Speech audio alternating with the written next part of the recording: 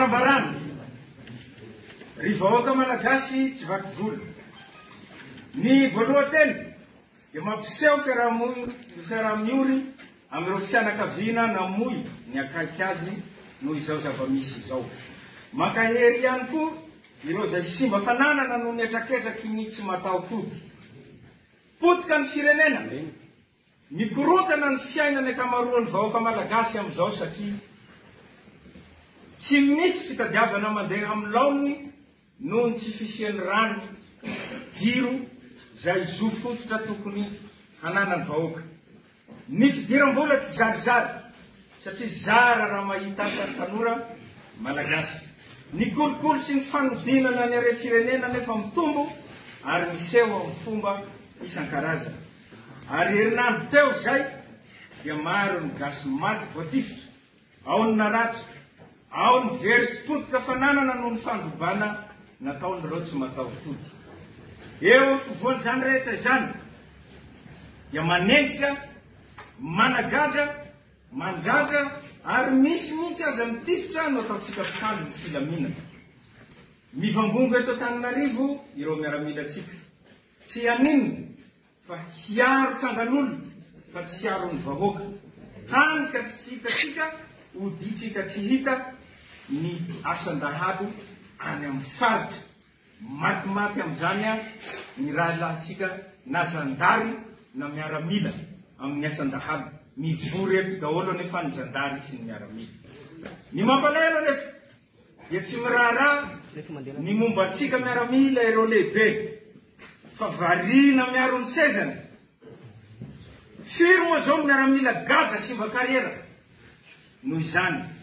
Ary amin'izao itenenantsika zao misy manam-boninahitra ambony anankiray, lieutenant colonel Gervais sy adjudant major anankiray miasa amin'ny présidansy, sambory ny zandary ao amin'ny tobo, efa ho 10 andro tsy fantatra atao inona.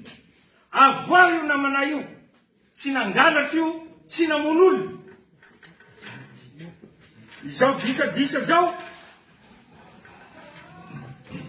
ara-tsosialy sy ara-politika zao dia efa tany amin'ny taona 2020 sy 2021 efa niseho tamin'ny andron'ny kolektifa 1 fa noho tsy fandraisantsika andraikitra tamin'izany fa aleon'ireo lehibetsika nanampy ny mpitondra ka nanambotra sy nanagadra ireo nasahan'ny teny tamin'izany fotoana izany. Koa zagaga fa izao hitatsika zao ny vokany. Ny fandrafy ny samy malagasy, potika ny firenena, miamafy ny tsy fandriam-pahalemana, ny tombo nisan'ny tsy anasa hany ka lasa firenena nisan'ny mahantra eran-tany Madagasikara. Tsy manao ny asantsika itsony isika miaramila fa zary misy olelaka. Ka aleontsika misafidy ny hanompo sy hanaraka baiko tsy ara-dalàna toy izay hiaro ny vahoaka sy ny fananana. Nitranga izany ny aliny alakamisy 15 septambra sy zoma 14 septambra farany teo. Ary mbola mitohy izy io eny Ankianjo eny. Ny fikasia tanana, ny fandrantrana ireo mpianatra, tanora mba mitaky ny zona. Tadidio fa isika miaramila, zandary ary polisy dia nivoaka avy eny amin'ny fiarahamonina ary mbola hiverina eny amin'ny fiarahamonina. Eny ny fianakaviantsika, eny ny zanatsika no mianatra ka fotoana izao hijorona handray andraikitra mba hanavotana ny firenena. Mivondrona isika miaramila, zandary ary polisy miraisa saina ary aza manaiky vidim-bola ka hitifitra ny namanao, rahalahinao, ny anabavinao, zana-bahoaka isika ka aoka hiverina eny amin'ny vahoaka. Ka ireto no antsoavo avy aminay ho antsika rehetra. Ho antsika miaramila, manaiky fa tokony handray andraikitra isika dia tonga avy ety amin'ny kapisaty izao de zao. Anatevin-daharana anay efa maro ato. Na ianareo zokinay zany, ianareo piray andiana, ianareo zandrisana, ireo manamboninahitra lefitra sy vata miaramila. Toy izany koa ianareo zandary sy polisy, izay afaka manao fanambarana manotrona izao ataonay izao, dia manaova fanambarana hampisehoana fa pirahalahy mianala isika ka tsy zarazaray ny vola. Raiso ny vola fa adala tompo. Moa volatsika ihany iny no anajanitsika io e. Fa aza miala amin'ny be sy ny maro.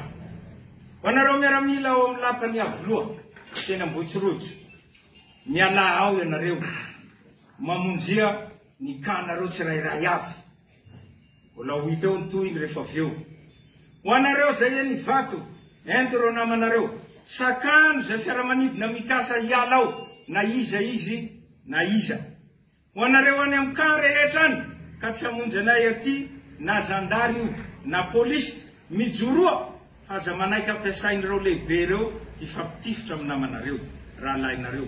Akatony ny vavahady dia miandrasa toromarika avy aminay, ary aza mandray avy amin'ireo lehibentsika reo intsony, zay lehibe manome baiko ifampitifirantsika frère d'armes dia todio any aminy basy. Fa tsy izy akory no amelona ny vady amanjanatsika tsirairay, raha sanatria tokoa tsika ka misy maty.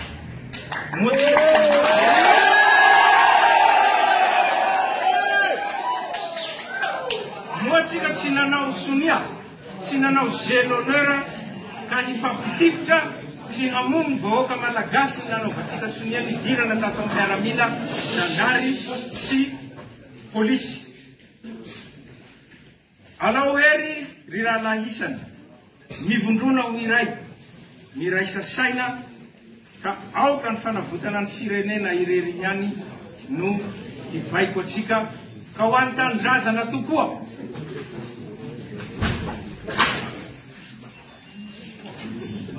Vita.